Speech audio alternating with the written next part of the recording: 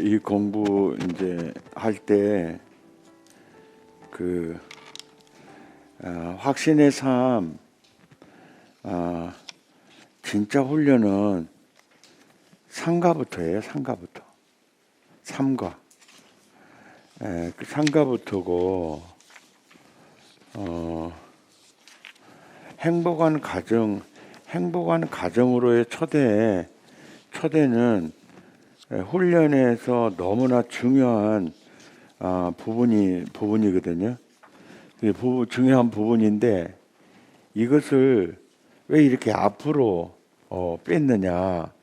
그러면은 서로 아이스 브레이크라고 할 수도 있어요. 왜냐하면 이 행복한 가정으로의 초대에 보면 얘기할 수 있는 거리가 많습니다. 이제 그래서 그 훈련 받으신 분들이 할 얘기가 많아요. 그리고 자기 가정의 어떤 문제점들도 이제 다 나옵니다. 이렇게 다 이렇게 나와서 이렇게 기도해 줄 사람도 생기고 또 이렇게 많이 이렇게 나와요. 그래서 힐링 캠프의 그 조언들이 대부분 그 훈련반이 되거든요. 뭐 힐링 캠프에서 한번 친숙해졌다가 이제 이과에 오면 거의 이제 코이노니아로 한 덩어리가 이루어져요.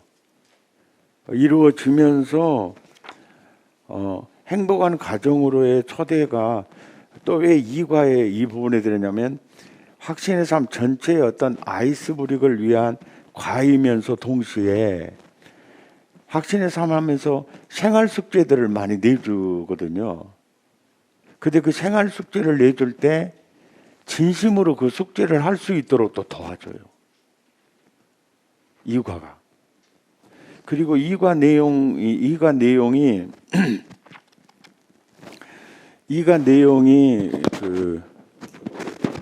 뭐 행복한 부부 축제, 또 부부 행복 축제에 한 1시간씩 해서 한 3시간 정도, 4시간 정도 강의할 수 있는 양이 여가 다 들어있어요.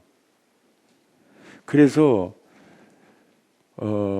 확신의 삶 이과에 이게 들어가 있더라도 부부 행복 축제를 이렇게 교회에서 어느 정도 되면은 20커플이든지 30커플이든지 40커플이든지 이렇게 회비를 내고 모집을 해가지고 이렇게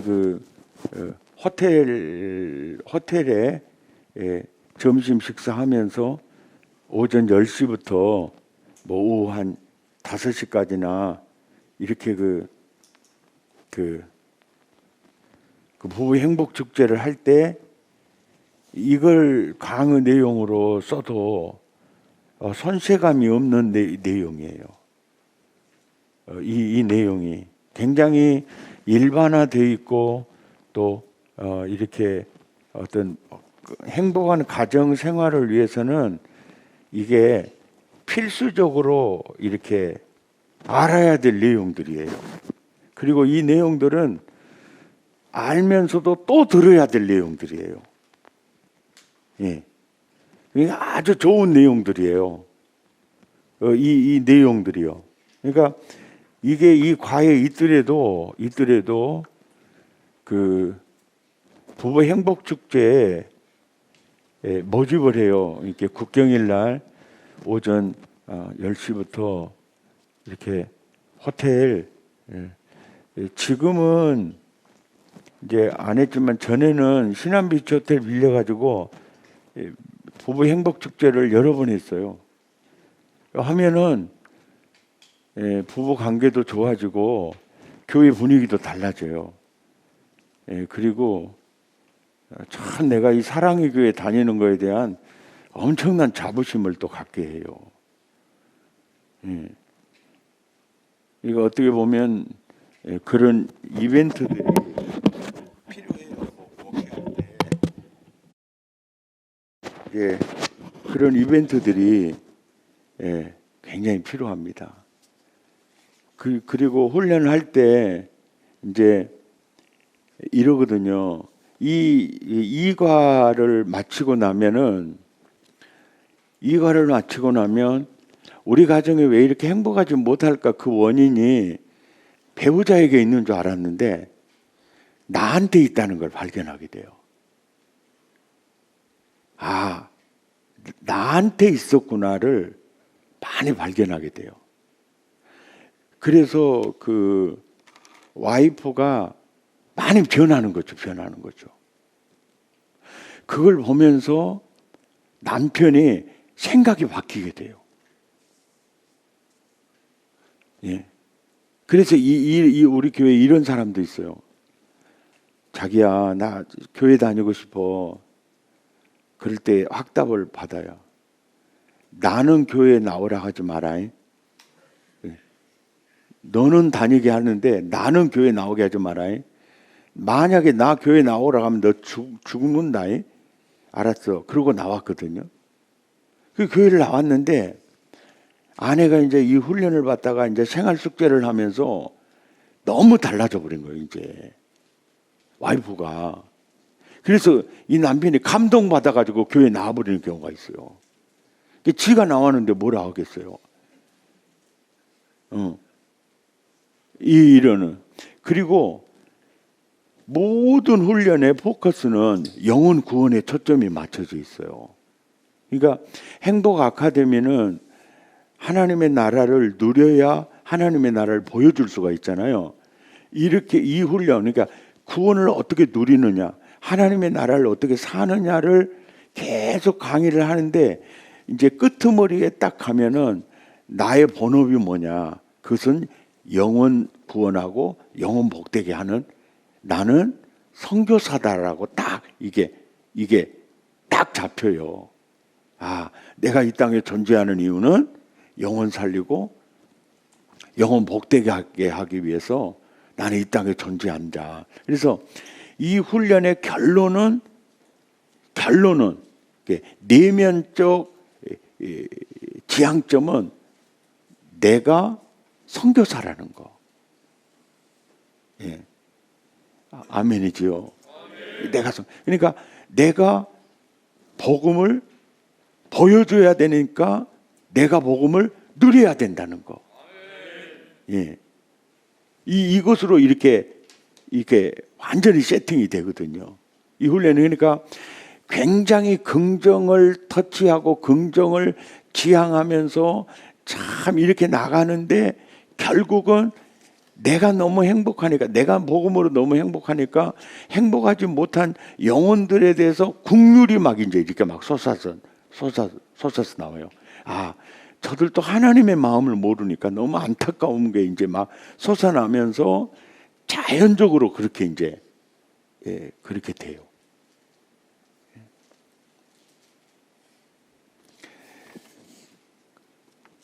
첫째 보면은 그 42페이지에 진단하는 거거든요.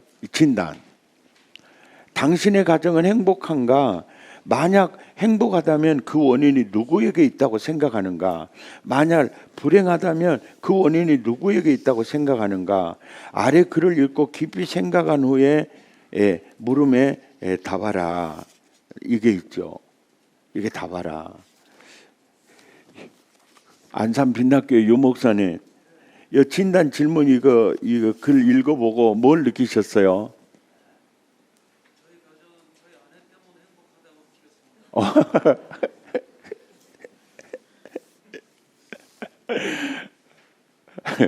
아이 주여. 예. 북일교회 목사님 이거 읽고 뭘 느끼셨어요? 저희 집안이 행복이 조금 모자란 건 저 때문이에요. 아주 성숙된 질문이네요. 감천교회 옆에 그 무슨 교회라 그랬죠? 부산 이 장림교회. 거긴 다 장님만 있는 건 아니죠. 예. 목사님 이거 읽고 뭘 느끼셨어요?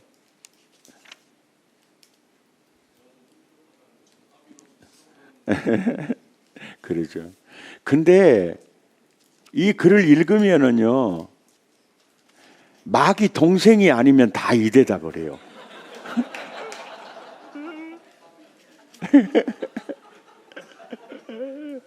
이게 이 대답이, 이게 남편은 내가 죽일 놈이요, 부인은 내가 죽일 거식이라고 다 나오게 돼 있어요. 그러니까 결국은 이 과를 딱 끝나고 나면 우리 가정에 행복하지 못하는 게 바로 배우자인 줄 알거든요. 근데 나라는 걸 발견하는 거죠. 이거를 그 스스로 깨닫고 이렇게 나누는 것이죠. 그러니까 가르치는 거 가지고 이 교제 효과를 누릴 수가 없다는 거죠. 그 다음에 당신은 행복의 조건을 소유에 두는가, 이제 관계에 두는가. 성경은 행복의 조건은 소유에 둡니까? 관계에 둡니까? 관계에 두고 있어요. 힘들고 어려울 때는 화목했던 부부가 먹고 살만하니까 딴짓거리 하는 거 많이 볼 수 있거든요. 행복은 소유에 있지 않아요. 당신은 바라는 배필인가, 돕는 배필인가? 그 하나님은 배우자를 지을 때 누구를 위해 돕는 배필로 지으셨는가? 지구상의 모든 남편과 아내는 돕는 배필이에요. 남편도 아내도 다 돕는 배필입니다.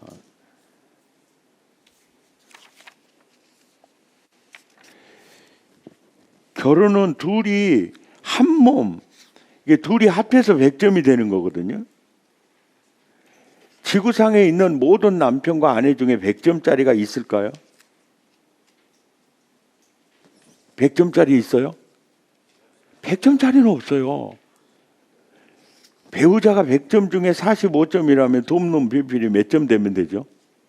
55점 되면 되는 거 이 원리거든요.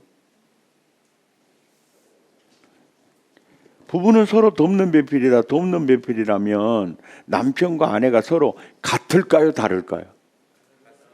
예? 예? 같다고요? 다르죠. 다르니까 돕는 배필이 되는 겁니다. 같으면 필요가 없어요.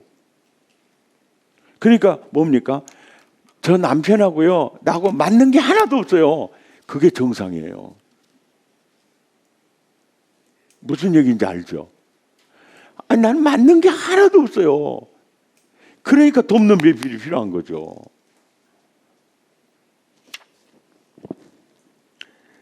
자, 네 번째요. 이거 굉장히 중요한 질문이에요. 이게 처음에 이 책이 나올 때는 부부도 계급이 있다고 생각하는가, 남편은 병장이고 아내는 이등병인가, 이거밖에 없었어요. 그래갖고 사랑스러운 교회에서 이것 가지고 훈련을 하니까 젊은 형제들이 그러는 거예요. 이 교재 만드는 백 목사님한테 꼭 알려주래요. 지금은요, 아내가 병장이고요, 남편이 이등병이라고. 세상이 어떻게 바뀌어진지를 모르고 있다고. 그래가지고 건의가 들어와서 이거 바꿨어요. 아, 그럴 시대가 많이 바뀌었구나. 예.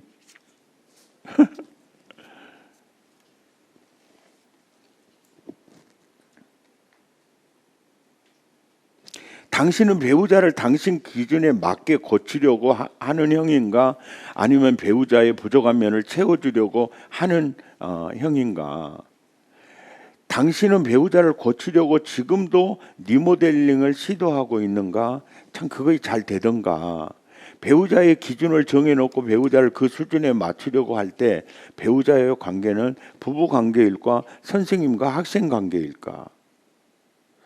나와 내 아내의 관계는 선생님과 학생의 관계였다. 필자의 부끄러운 고백을 털어놓는다. 이거 읽어보셨어요? 그래서 저는 신혼을 도둑맞은 사람이에요. 예. 6번째, 당신은 고집 당신 고집대로 하는가 아니면 배우자가 하자는 대로 하는가? 이거 우리 김호연 장로님의 그 아주 지금은 나이가 75세쯤 되셨는데 이거 대단한 분이더라고요. 예. 나는 당신 하자는 대로 하고 보는 대로 갖다 주고. 예? 이거 사실 이분이 이렇게 사셨어요. 이게 여기 읽어보셨죠? 예.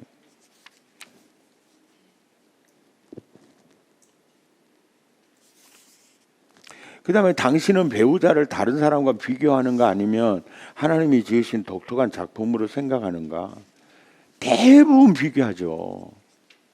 비교할수록 불행해집니다. 너는 너고 나는 나고 내 아내는 내 아내예요. 그건 고유한 작품이죠.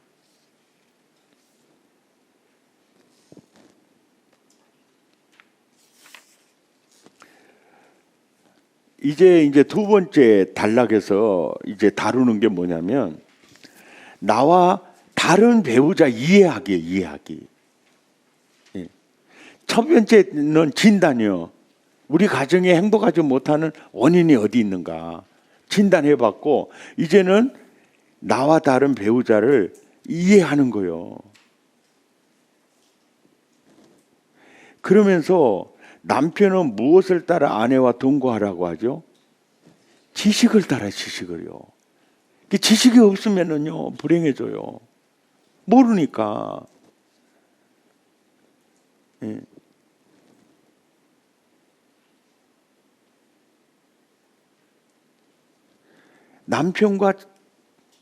남편만 지식을 따라 아내와 동거하라는 뜻일까요? 아니에요. 아내도 지식을 따라 동거하라는 뜻이에요. 이게 남편도 아내를 알아야 된다는 거예요. 아내도 남편을 알아야 된다는 거예요. 그 지식이 없으면 안 된다는 거죠. 그래서 이제 알 때 행복한 가정을 위해서 남성과 여성의 다름에 대해서 배울 필요가 있고 이해할 필요가 있어요. 그래서 배우자를 알려면 배우자의 성장 과정을 알아야 돼요. 그 성장 배경에 따라서 사람이 반응하고 행동하거든요. 그러니까 저 사람이 저렇게 말하는 걸 보니까 그 성장 배경에 따라서 저 사람은 저렇게 말하고 행동하겠구나. 굉장히 성장 배경에 경제적으로 어려운 가정에서 태어난 사람들을 보면은 돈 가지고 쓰는데 손 발발 떨죠. 그런데 부잣집에서 태어난 사람은 돈을 물 쓰듯이 쓰죠.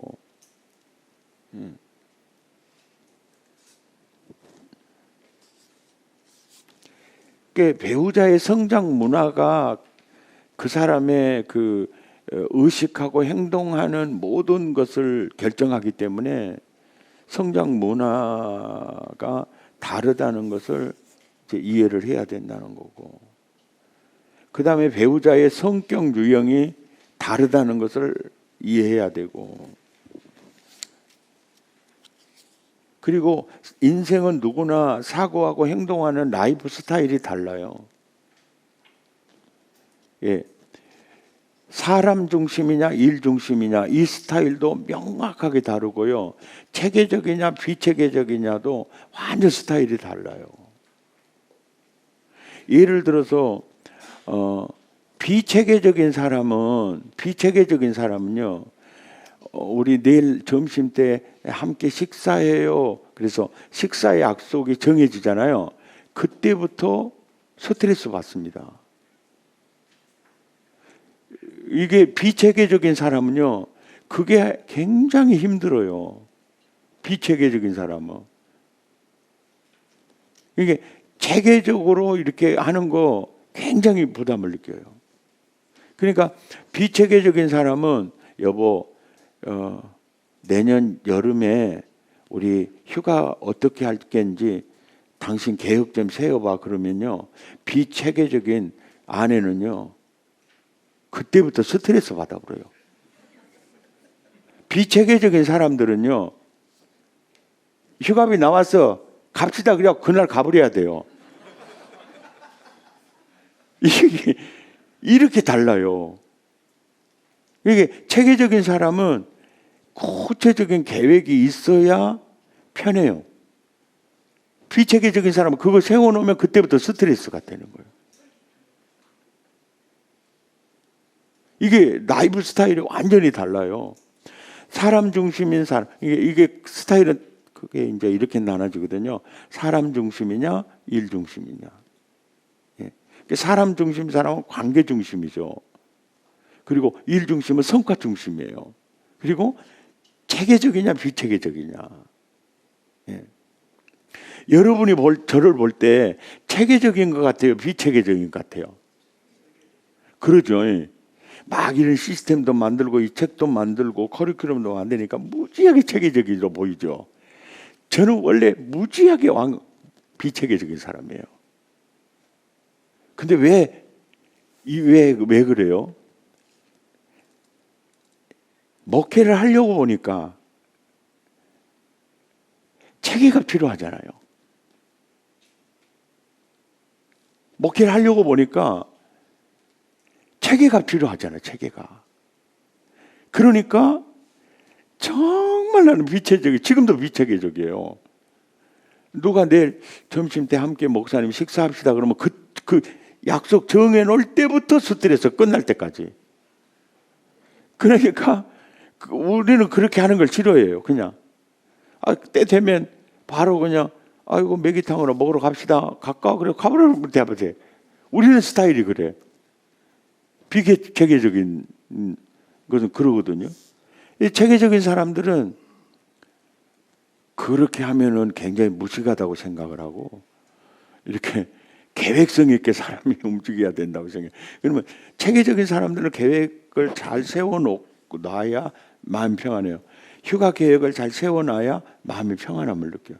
비체계적인 사람은 그게 이제 스트레스가 되는 거예요. 그러니까 보세요. 배우자의 그 라이프 스타일을 이해하고 있다면 어떻게 해요? 배우자의 비체계적에 맞춰주는 거죠. 내용적으로는 어쩝니까? 계획은 자기가 치밀하게 세워놔버리는 거죠. 어이 가세 어디로? 거기가 낫지 않을까? 그래 갖고 자기 체계 세운 대로 이끌어가면 돼요. 그럼 너무 편하죠.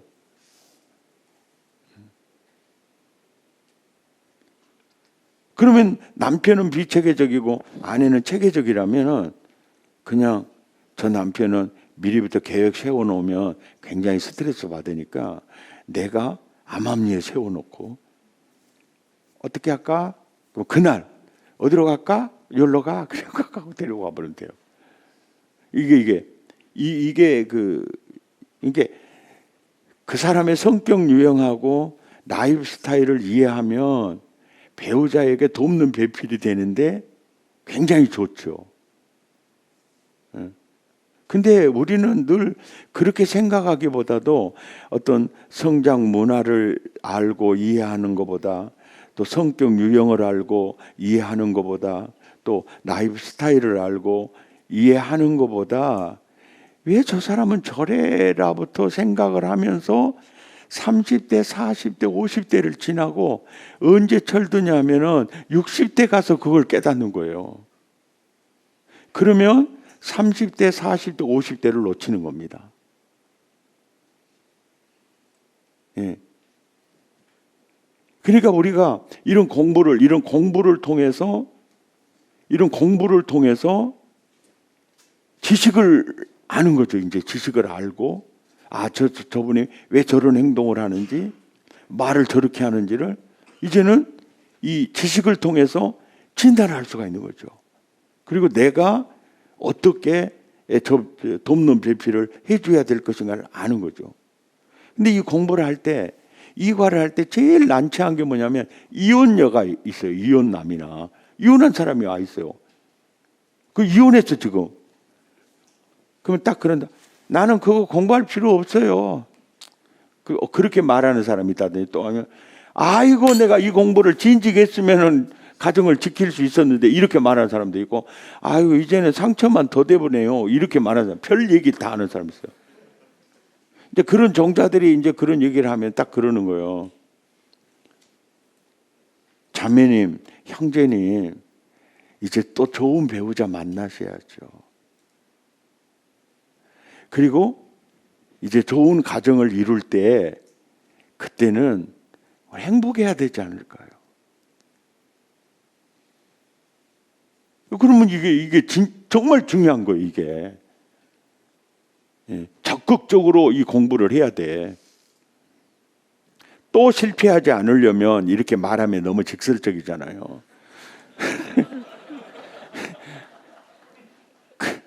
뭔 말인지 알겠죠? 그러니까 예, 우리가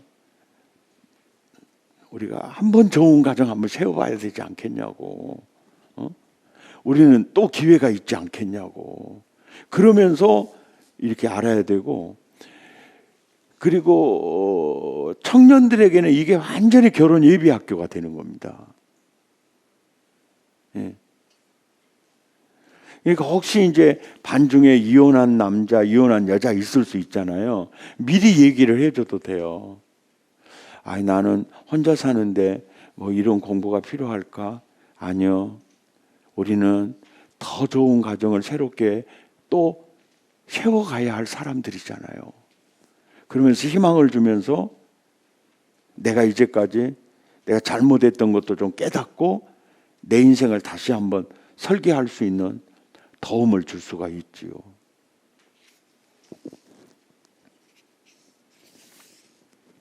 그 다음에 남성과 여성은 정서적으로 다르고요. 여성은 비교적 빨리 모성애가 발동하거든요. 근데 남성은 중반 넘어서야 부성애가 발동해요.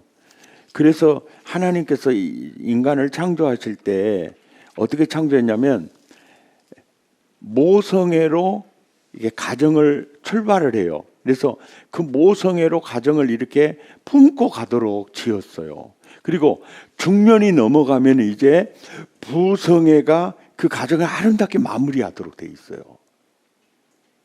그러니까 이런 말 하잖아요. 남자 철들면 죽은다 그러잖아요. 이게 무슨 얘기인지 알겠죠? 그러니까 벌써 남자가 부성애를 발동해가지고 뭔가 남사의 사명을 제대로 이행할 때가 되면 뭡니까? 석양이 가까워질 때라는 거예요. 근데 요즘은 결혼하자마자 남자들이 철들었잖아요, 살잖아요. 여러분은 지금 그런 세상 못 봤죠? 예. 자매들 마음대로 살고 뭐 이렇게 살죠. 그러나 이게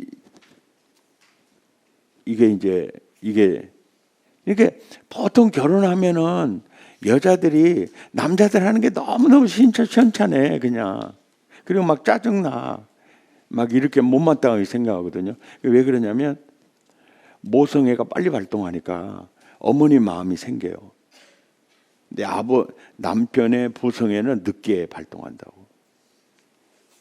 그걸 알아야 돼요.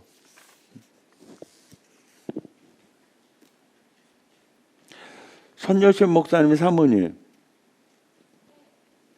손여셉 목사님 지금 봐도 애기 같죠? 예? 예? 완전히 그러죠.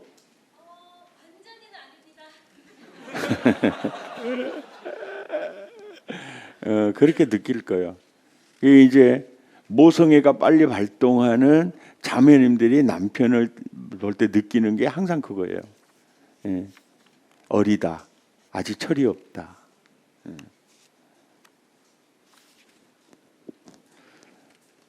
서동훈 목사님 사모님은 그걸 못 느끼고 살죠.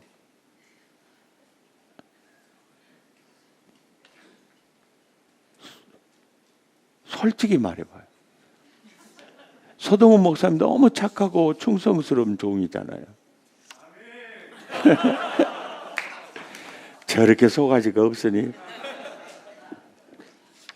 근데 아내가 보는 남편은 항상 철이 없어요. 왜 그건 이유는 뭐냐면 여성의 모성애가 빨리 성숙이 돼 있기 때문에 그래요.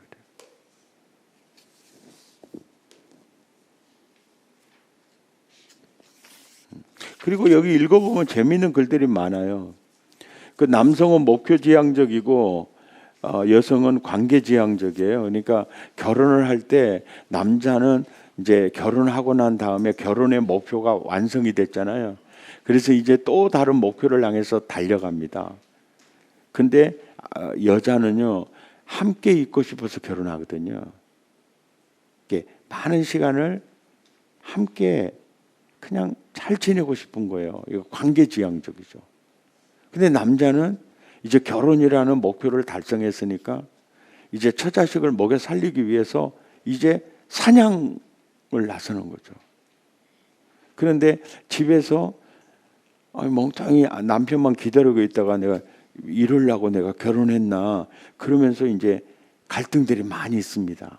뭐 요즘은 이제 부부가 맞벌이 하는 경우도 많이 있지만은 이게 그 욕구가 그런 날에 욕구가 남성과 여성은 쇼핑하는 것도 다르죠. 아이 쇼핑이란 말 많이 들어보셨죠? 여자들은 아이 쇼핑이라도 해야 살거든요. 아이 쇼핑이라도 해야 살. 남자들은 뭐 여자가 막 쇼핑한다고 막 돌아다니면 뒤에 또 쫓아다니다 열받을 저 엄청 열받죠. 예, 그러니까 절대로 그 쇼핑할 때 그 벤치에 앉아 있어야지 같이 다니면 안 됩니다. 여기서 옷 입어보고 저기서 옷 입어보고 그냥 나가요 또. 그럼 남자는 그 도저히 이해가 안 되는 거예요 그거. 아이 저 여자가 왜 저러지 막 그냥 그 여성은 아이 쇼핑도 굉장히 즐기기 때문에 쇼핑하는 것도 많이 다르고 남성과 여성은 감각 취향도 달라요. 남성은 시각과 미각을 통해서 사랑을 느끼거든요. 이게 남성은 아내가 미각 정말 그 입에 맞는 음식 잘해주면 사랑을 느껴요. 그리고 시각을 통해 사랑을 느껴요. 그러니까 결혼한 후에 그 남편의 시각을 만족시켜 줄 수 있는 게 남편의 마음을 아주 사로잡는 지혜죠. 그리고 여성은요, 청각과 촉각을 통해서 사랑을 느끼니까 스킨십이 굉장히 중요하고요. 너 예뻐. 너는 정말 언제 봐도 예뻐. 너 사랑해. 뭐 이거를 그렇게 좋아하죠. 항상 이게 청각과 촉각, 이 스킨십 이걸 통해 사랑을 느껴요. 그러니까 여자는 논리적으로 따지려고 하면은 힘들어요. 미안해 하고 그냥 손 한번 잡아주거나 안아주는 게 제일 좋습니다. 나 철없는 거 인제 알았어. 미안해 그러고 안아주는 거. 이걸 논리적으로 막 따지려고 그러면은 여성을 상대로 싸울 줄 모르는 남자들이에요. 멍청한 남자들이 그래요. 왜요? 미안해요. 말로 안 통해요. 부인 말로 이기겠습니까? 말 안 돼요. 빨리 미안하다 그러는 게 좋고요. 한번 안아주는 게 다 해결되는 거예요.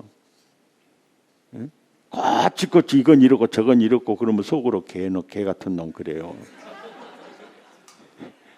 어떻게 이렇게 쫀쫀이냐 그러고 빙신 같은 거 그러고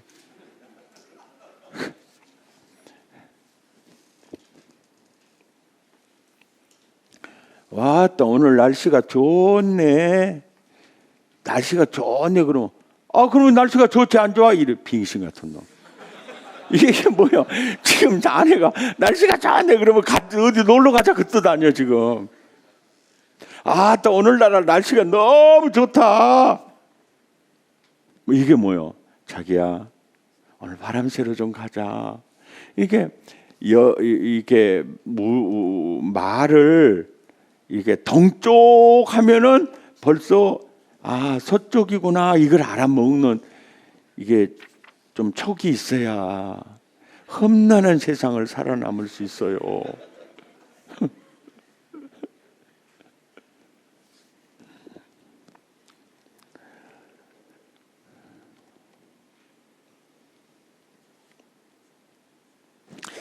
그래서 있잖아요. 이걸 제일 잘 사용하는 사람들이 누구냐면은 제비들이에요. 제비들이요. 사모님, 어쩌면 그렇게 아름다운 미모를 유지하세요. 그것도 아주 저음으로 한다. 왜냐하면 굵은 남성의 목소리에 여성들의 마음이 울렁거린다 하거든요. 그래서 여성의 지갑은 남성의 굵은 목소리다. 그 조선일보에 나온 얘기예요. 그래서 백화점에서 목소리가 굵은 남성들을 점원으로 직원으로 채용해야 된다는 거예요. 사모님 너무 아름답습니다. 그럼 가버린다는 거예요. 이런 신령한 말을 아실랑가 몰라.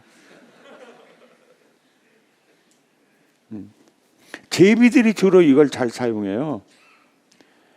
귀, 아주 이 청각, 이거 촉각, 이거 완전 잘못하면 가버릴 수가 있죠. 사모님들도 조심하셔야 돼요. 너무 멋진 부목사님 또 마음에 들어가지고 또 더 이상은 말 안 할게요. 그러잖아요. 뭐 목사님 맨 기도만 하고 뭐 사모님들 돌아보지 않으면 그 사모님들도 시험 들 수가 있어요.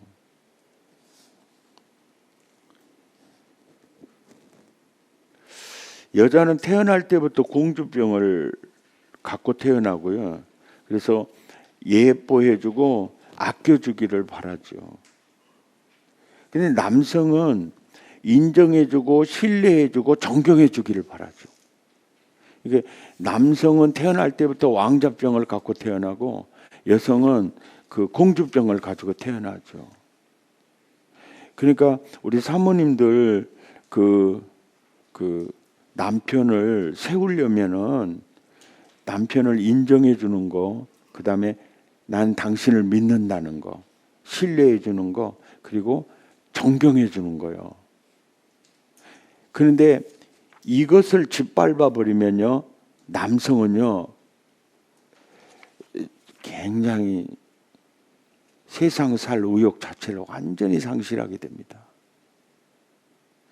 세상이 아무리 힘들어도 아내가 인정해주고 믿어주고 그리고 존경해주면요, 그 남자는 삽니다. 근데 세상 사람들은 다 인정해주고 존경해주고 신뢰해주는데 아내가 그 남편을 안 믿어주고 무시하고 그러면 완전히 꺾여져 버립니다. 이게 사람입니다, 사람. 그리고 남자가 아내를 아껴주지 않고 예뻐해주지 않으면요, 살 맛을 잃어요, 잃어. 이게 배우자의 그 사랑 표현, 항상 모든 여자들은 공주병이고 모든 남자들은 왕자병이다. 남성들은 기념일에 대해서 관심이 없는데 반하여 여성들은 나를 굉장히 중요하게 여깁니다. 그리고 남성들은 상처를 받았을 때도 남성들은요 안으로 꼭꼭 숨기고요, 여성들은 밖으로 표출을 합니다.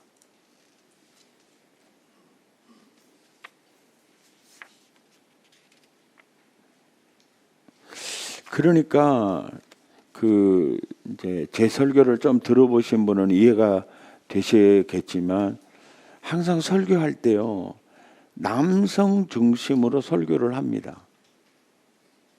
남성 중심으로. 예. 설교를 할 때 그 가정에서 그 남성의 그 자리, 그리고 존경받아야 할 그 남성들의 초점을 많이 둬요. 예. 요즘 남자들이 제일 좋아하는 성경 구절은 인자는 머리 둘 곳이 없다. 그래서 지금 요즘 현대에는 그 여성들의 일생도 너무 힘든 일생이 많은데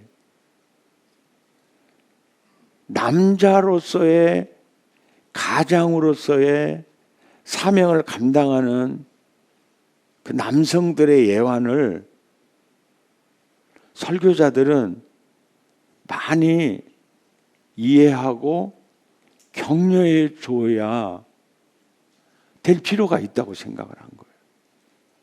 그리고 가정에서 남자를 존중해 줄 때 그 아내도 행복하고 자녀들도 행복하거든요.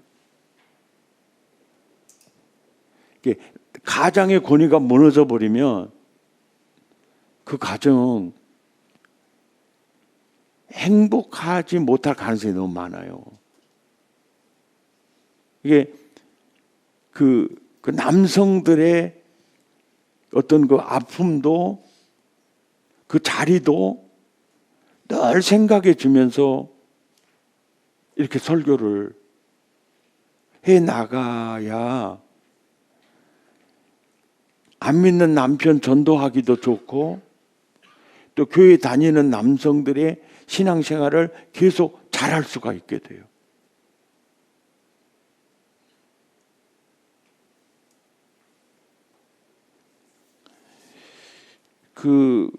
그리고 요즘 그 여성들은요 상처를 받으면 표출하는 형이거든요.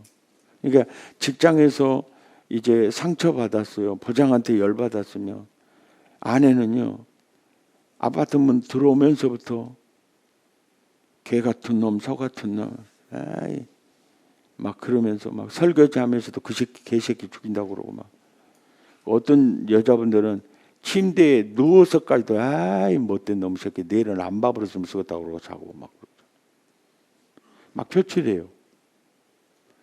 근데 남자는 직장에 상처를 딱 받으면은 그냥 밥맛도 떨어지니까 나 밥 먹었어 그러고 바로 굴 속으로 들어가죠. 침대에 누워요. 말 안 합니다. 그래서 여자보다 7, 8년을 먼저 죽는 겁니다. 여자는 외부로 표출해서 7, 8년을 더 사는 거예요. 강의 듣고 계십니까? 남성 여러분, 여러분도 우리도 슬프면 슬프다고 말하고 열받으면 열받은다고 말하고 우리도 말하고 삽시다 라고 이 연사는 주장하는 바입니다.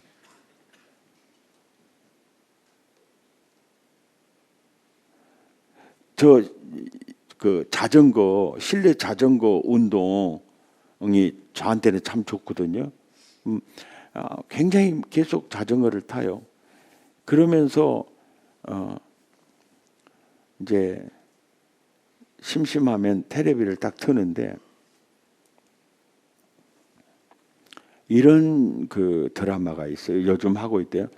유세풍이라고, 예? 조선의 정신과 의사 의원 유세풍이라고 거기 이제 그러니까 현대 어떤 정신과적인 것을 지식을 이용해서 그 시대에 이렇다면 이제 사람을 치유해내는 것인데 양반집에 시집간 그 여자가 그 양반에게 그렇게 무시를 당하면서 그렇게 살아요. 살다가 이제 정신분열이 나타나 버리는 거예요. 그럴 때 그 요새 원인과 그 의사가 이게 많은 의학서적을 보면서 깨달으면서 처방을 내리는 것이 무슨 처방을 내리느냐면은 욕 테라피 처방을 내렸어요. 그러면서 그 처방을 내리는데 그 사람들도 양반 집안에 살아나서 뭐 욕을 한다는 것은 입에 담는다는 것 자체가 부끄럽고 어색해서 못해. 그래서 아주 그 시장이나 이런 바닥에서 막 욕을 막 하는 사람한테 가서 배워요. 욕을. 이 육실할 놈의 새끼야 막 그러면서 막 배워요. 이게 배워요. 그래가지고 그 환자 남편에게 가가지고요. 그 마음에 있는 그 이 얘기를 양반가의 그 여인으로서의 어떤 그 품위 이것 때문에 지금 이 속이 막 열불이 나가지고 이제 이 정신분열까지 와버린 상황이니까 그걸 이제 이게 처방을 하는 게 욕 테라피예요. 근데 보는 우리도 시원해버려요. 그냥 그 힘들게 하는 자기 남편 양반한테 어떻게 욕을 그러니까 드라마에서 그 욕을 리얼 그대로 할 수 없으니까 그냥 하다가 XX로 하고 막 해서 하는데 그게 그 치료가 되는 거예요.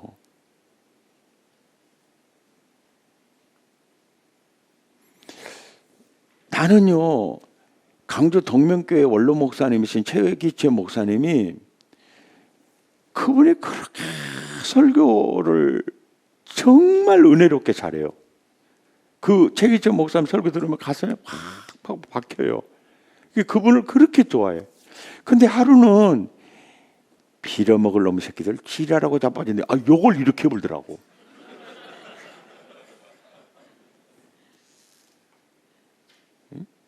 아주 뭐 지랄 빌어먹을 놈 새끼 막 이런 얘기를 그렇게 잘해. 그래서 설교할 때하고 너무 다르니까 이게 전혀 이해를 못했지. 그래 이제 익산 오조환 목사님하고 대화하면서 나 그 전도사 시절에 그렇게 설교 잘하는 최기채 목사님이 욕하는 걸 보고 내 시겁했다. 그러면서 일하니까 옥 목사님도 욕 잘해 그러더라고. 옥하는 목사님도 욕 잘한대요. 왜냐하면 오조환 목사님은 그 교회 부목으로 있었으니까 욕을 잘한대요. 옥 목사님도 욕을 해? 말도 못해. 잘해. 그 사람들이 무슨 사람들이냐면은 이게 마음의 분노를요 추스리는 그게 테라피예요. 그게 욕 테라피입니다. 나는 그 욕 테라피를 어디서 배웠느냐면은 우리 고향이 저 건네 전남 영암군 삼호면 산포리거든요. 거기는 주로 낙지 판 사람들이 많아요. 낙지. 근데 낙지를 파면은 낙지 구멍을 발견하면은요 1m를 파가지고 구멍에 손 쫙 넣으면은 이 손에 낙지가 딱 걸리면 뽑아내거든요. 근데 걸린 것이 대급하게 걸린 게 아니라 다리가 걸려가지고 쫙 빠져나가면 느낌이 뭐냐면 난 날 잡아봐라 그러고 도망가는 거야. 그러면 거기서부터 1m를 더 파야 돼. 그러면 여러분 같으면 뭐 하겠어요? 왜 이 상녀가 그러면서 이 문둥이 원생이 작기만 하면 내가 씹어 먹어버려. 그래서 뻘낙지가 맛있구나. 요걸 하도 먹어가지고 그게 거기서 느끼는 게 뭐냐면 그 분노를 욕으로 부는 욕으로.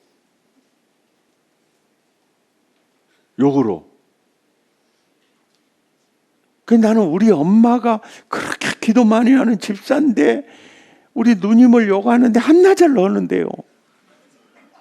그래서 내가 내일 새벽에 가서 회개하려면 힘들겠습니다. 그러니까 회개가 뭐시고 말도 욕을.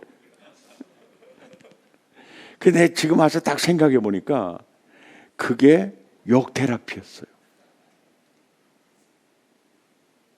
이게 무슨 얘기 하려다가 그러니까 남성들은요 꼭꼭 숨어 놓으면 그게 정말 병이 되는 거예요. 병이 되는 거예요. 그러니까 통성기도 안 하는 교회 다니면은요 5년을 먼저 죽는다고 봐야 돼요. 통성기도를 정말 많이 하는 교회, 그래 막 울고 막 부르짖고 기도하는 교회는 저는 장수한다고 봐요. 예. 이게 마음을 토해낼 수 있도록 자꾸 하는 거죠. 예. 그래서 결단송을 하고 결단의 기도를 하면서 내 마음을 주님에게 이렇게 쏟아놓을 수 있는 그 시간이 그렇게 중요해요. 다 이게 내적 치유와 관계가 있어요. 예배를 통해서 말씀을 통해서 그러잖아요. 마음의 아픔, 상처도 치유해주고 하나님과의 관계, 이웃과의 관계, 나와 내 자신의 관계까지도 이렇게 계속 이렇게 치유해 주는 게 필요하죠.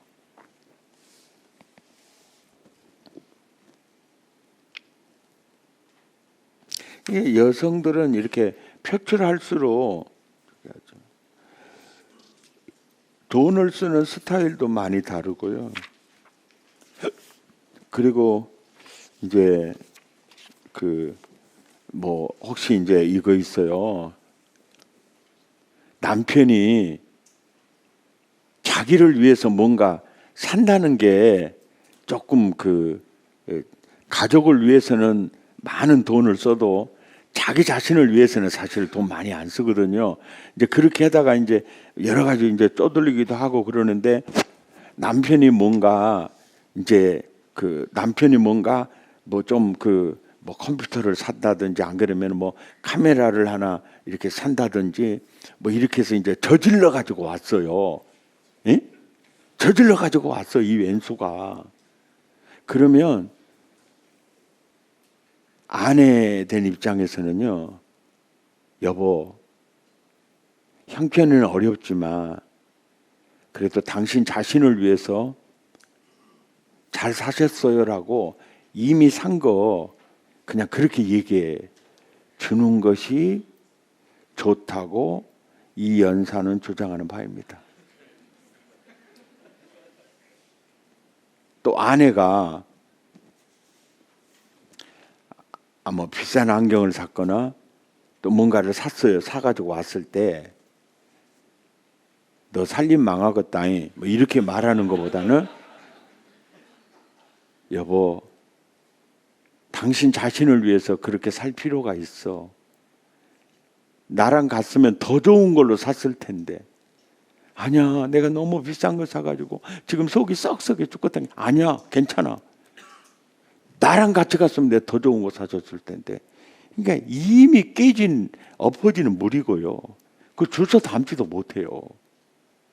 그러니까 아이고, 내가 갔으면 더 좋은 거 사줬을 건데 후까지를 더 넣어줘버려야 돼. 그 여러분 사실이에요. 아무리 가정이 어렵고 힘들어도 당신을 위해서도 그렇게 돈 쓸만해. 잘했어. 저는요, 무슨 옷을 사 입고 어때요? 그럼 무조건 좋다고 그럽니다. 나쁘단 말 안 해요. 나쁘다고 하면 또 사는데 뭐 달라 나쁘다고 그래요. 좋아요. 예. 머리 어때요? 잘했네. 염색 색깔 어때요? 좋아. 안 그러면 돈 더 들어가거든요. 당장 가서 바꿔버릴 수 있어요. 좋다고. 예. 근데 우리가 함께 살면서 돈보다 더 소중한 게 말이에요. 여보, 당신도 당신을 위해서 돈을 쓸 필요가 있지. 잘했어. 그게 뭐냐면 돈보다 더 큰 것을 이렇게 얻어야 되잖아요. 근데 그거 돈도 잃고 이제 마음까지도 상하면 어떻게 되겠어요? 다 가정형편 누구나 다 잘 알고 이렇게 생활할 수 있는데 말이죠.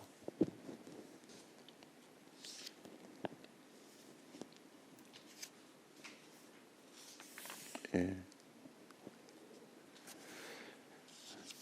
이것은 이제 주로 강의하는 시간이 아니고요. 주로 이 주제를 가지고 서로 자매님은 이 말씀 어떻게 생각하세요? 또 형제는 어떻게 생각하면 이렇게 나누는 거거든요. 이렇게 나누면서 굉장히 많이 자기 고백들을 하게 될 겁니다. 그래가지고 이 과가 딱 끝나면은요, 배우자가 문제가 아니고 내게 참 많은 문제가 있었다는 걸 발견하면서 생활 숙제를 할 때도 진심으로 이제 하게 됩니다. 그걸 통해서 안 믿는 남편, 어떤 시부모님까지 전도하는 전략이 또 이 속에 담겨져 있어요. 생활 숙제 속에서 돼 있습니다.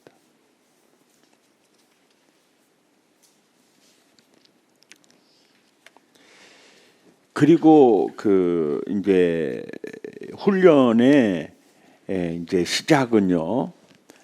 이제 3과부터 이제 본격적으로 이제 훈련이 시작이 돼요. 이제 훈련이 시작이 되는데요. 예.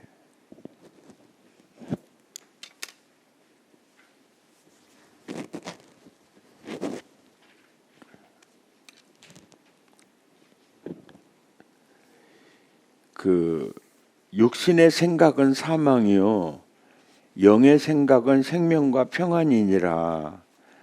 이렇게 말할 때 순간 떠오르는 생각을 말하는 게 아니고요.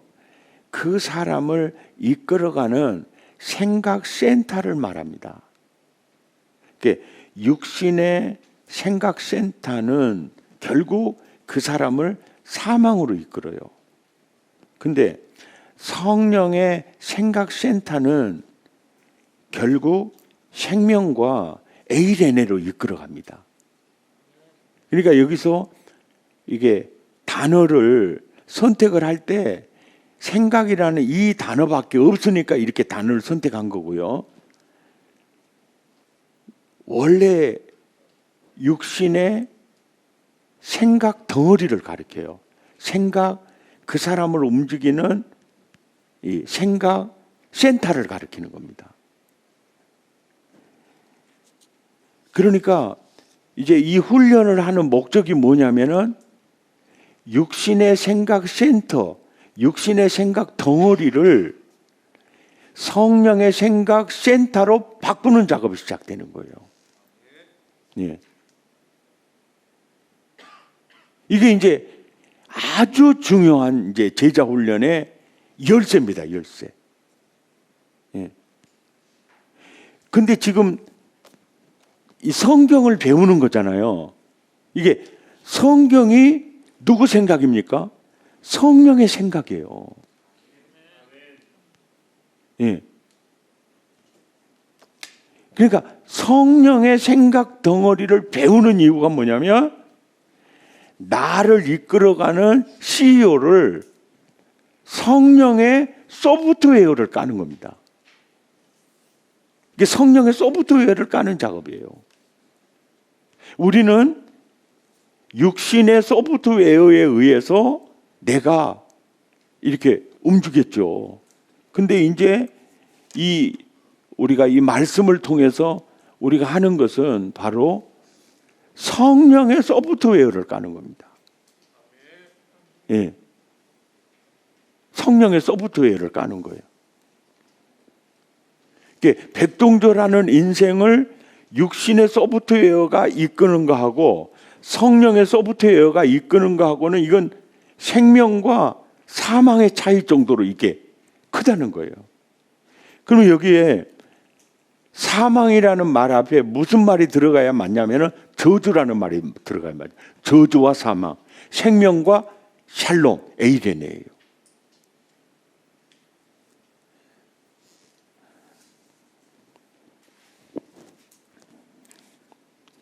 자, AD 100년경에 무명의 작가가 이런 글을 썼다. 젊을 때는 세계를 바꾸려고 했지만 어렵다는 것을 발견하고 우리나라를 바꾸려고 했다. 우리나라를 바꿀 수 없다는 것을 발견하고 우리 마을을 바꾸려고 했지만 우리 마을도 바꿀 수 없다는 것을 발견했다. 늙은 사람으로서 우리 가정을 바꾸려고 노력했지만 내가 바꿀 수 있는 것은 나 자신이라는 것을 깨달았다. 오래전에 내가 나 자신을 바꾸었더라면 우리 가정에 영향을 미쳤을 것이다. 우리 가정은 우리 마을에 영향을 미쳤을 것이고 그 영향이 우리나라에도 영향을 미쳤을 것이고 나는 그렇게 해서 세계를 바꿀 수 있었을 것이다. 그렇다면 어떻게 나를 바꿀 것일까? 바꿀 수 있을까? 나 같은 사람도 바뀌는 것이 가능할까? 나는 가능하다고 말하고 싶다. 왜냐하면 내가 바뀌었기 때문이다. 하나님은 당신을 놀랍게 회복시키기 원하신다. 그리고 당신을 풍성한 삶으로 이끄시기 원하신다. 메시아를 보내주신 이유, 성령을 보내주신 이유, 교회를 세워주신 이유, 영적 지도자를 세워주신 이유, 성경을 주신 이유도 다 당신과 당신의 인격 그리고 당신의 환경과 영향력을 바꾸기 위해서다. 하나님의 말씀은 살아있고 운동력이 있어 하나님은 성경을 통해서 사람을 바꾸신다. 문제는 하나님의 말씀을 체계적으로 배우지 못하거나 배운 말씀을 삶에 적용하지 않기 때문에 변화가 일어나지 않는다는 것이다. 어떻게 나를 바꿀 수 있을까? 바꾸는 원리는 이렇다. 양육과 훈련을 통해 하나님의 말씀으로 당신의 생각 덩어리를 바꾸라는 거예요. 당신의 생각 센터를 바꾸라는 거예요. 당신의 생각 소프트웨어를 바꾸라는 겁니다. 생각이 바뀌면 행동이 바뀌고, 그러니까 생각 덩어리가 바뀌면 행동이 바뀌고, 행동이 바뀌면 습관이 되고, 습관이 바뀌면 인격이 바뀌고, 인격이 바뀌면 인생이 바뀐다는 거예요. 양육과 훈련은 확신의 삶으로 시작하여 회복의 삶, 행복한 삶으로 나간다. 그리고 다른 사람을 살리고 복되게 하는 축복의 삶으로 나아간다. 오늘날 많은 교회가 있고 신자들이 있지만 하나님의 실존에 대한 확신도 없고 구원의 확신도 없고 기도 응답의 확신도 없고 인도와 승리의 확신도 없이 그저 의무감 또는 종교심으로 교회를 왔다 갔다 한다. 교회 생활은 하지만 진정한 회복도 경험하지 못하고 풍성한 하나님을 경험하지도 못하고 기쁨도 없이 의무감으로 살아간다. 그 이유는 체계적인 양육과 훈련을 받지 못해서 그렇다. 양육과 훈련이 무척이나 힘들게 느껴졌을 것이다. 꼭 이렇게 해야 하냐라는 생각이 들었을 수도 있다. 그러나 여러 가지 생각으로 고민하다가 결단한 여러분에게 잘했다고 박수를 보낸다. 양육을 받으면서 느낄 것이다. 아, 양육과 훈련이 푸른 초장이고 쉴만한 물가구나. 교재를 따라 강사님들의 가르침을 잘 경청하여 양육을 받은 대로 삶에 적용하면서 한 주간 한 주간을 보낸다면 당신의 생에 깜짝 놀랄 일이 일어나게 될 것이다. 물론 양육과 훈련을 통해 방해하는 사탄의 유혹의 장애물들이 있을 것이다. 기도로 승리하고 포기하지 말고 적극적으로 양육에 임할 것을 부탁드리고 싶다. 하나님은 당신을 사랑하신다. 그리고 당신을 향해 놀라운 계획을 가지고 계신다. 그 계획을 양육과 훈련을 통해 이루어 가신다. 왜 우리는 꼭 양육을 받아야 하는가? 요즘 많은 남성들이 성형수술을 하기도 하고 피부 관리하기 위해 피부 관리샵을 많이 찾는다고 한다. 그러나 피부 관리를 잘하고 화장을 잘한다고 해서 인생이 천사의 얼굴로 바뀌는 것은 아니다. 심장을 바꾼다고 인간이 바뀌는 것도 아니고 신장을 이식한다고 인간이 바뀌는 것도 아니다. 키를 한 자나 더 크게 한다고 해서 인간이 바뀌는 것도 아니다. 성형수술로 예쁘게 만든다고 인간이 바뀌는 것도 아니다. 성전환 수술을 통해 남자가 여자가 되었다고 해서 인간이 바뀌는 것도 아니다. 인간은 뇌 속에 있는 생각 덩어리를 바꾸면 인생이 바뀐다. 다르게 표현하면 신념 덩어리, 즉 인생을 움직이는 내면의 소프트웨어를 바꿔야 한다. 그 누구도 사람을 행복하게 만들거나 불행하게 만들 수 없다. 사람을 행복하게 혹은 불행하게 만드는 것은 그 사람의 뇌 속에 있는 뭐라고요? 생각 덩어리라는 거예요. 행복이나 불행을 통제하는 통제본부가 자신의 뇌 속에 생각 덩어리이기 때문이다. 스스로의 뇌 속에 어떤 생각 덩어리가 형성되어 있느냐에 따라 행복과 불행이 결정되고 성공과 실패가 좌우된다. 1. 생각 덩어리는 무엇인가? 생각 덩어리는 사람을 움직이는 CEO이자 사람을 이끌어가는 사령부다. 생각 덩어리를 다른 말로 하면 신념 덩어리요, 의식이요, 사고방식이요, 패러다임이다. 사람은 생각 덩어리에 따라 사고하고 판단하고 행동하게 된다. 외모로 보기에 멋지고 흠이 없이 보여도 생각 덩어리에 문제가 있으면 외모는 큰 의미가 없게 된다. 반대로 외모는 초라해 보여도 뇌 속에 형성된 생각 덩어리가 옳고 바르면 인생의 영향력은 달라진다. 생각 덩어리가 형성되어 활동하는 뇌 하드웨어는 뇌 속의 생각 덩어리를 저장하는 곳 하드웨어는 주로 대뇌피질과 변연계 그리고 전두엽이라고 한다. 학자마다 약간의 견해 차이는 있다. 성경에서 말하는 생각은 순간에 떠오르는 생각이 아니라 사람을 움직이는 생각 덩어리를 말하고 있다. 로마서 8장 6절에는 사람을 움직이는 두 개의 생각 덩어리 있다고 한다. 무엇과 무엇이죠? 육신의 생각 덩어리와 성령의 영의 생각 덩어리가 있다. 생각 덩어리는 어떻게 형성되는가?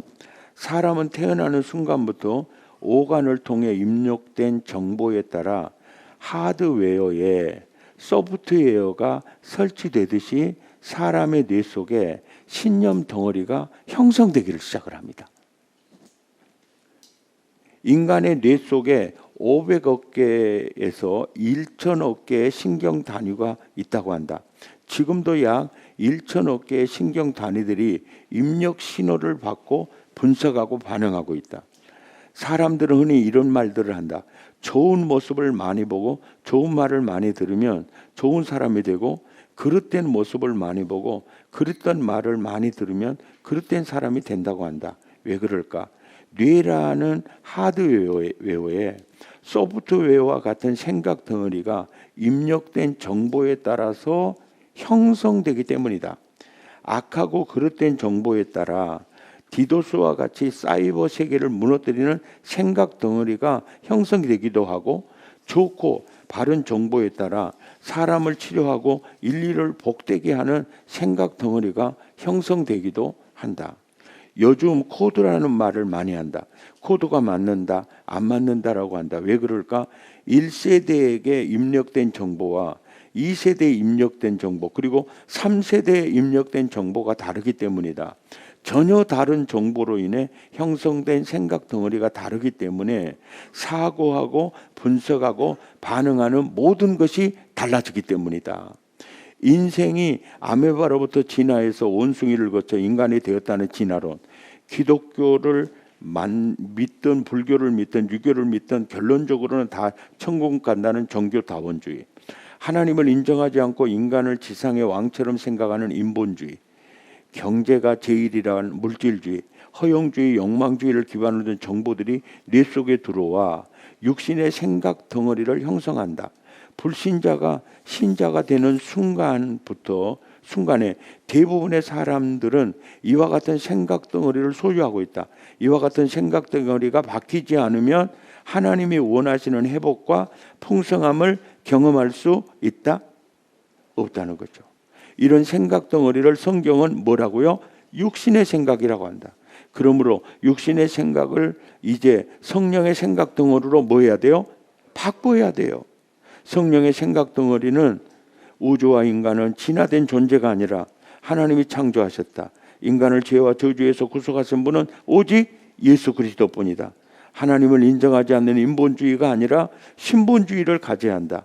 경제 문제만 해결되면 인생이 행복해지는 것이 아니라 하나님과 바른 관계 속에 있을 때 인간은 행복해진다. 허영주의와 욕망주의를 거부하고 오직 성령을 쫓아 행해야 한다라는 정보들이 뇌 속에 들어와 형성되어야 한다.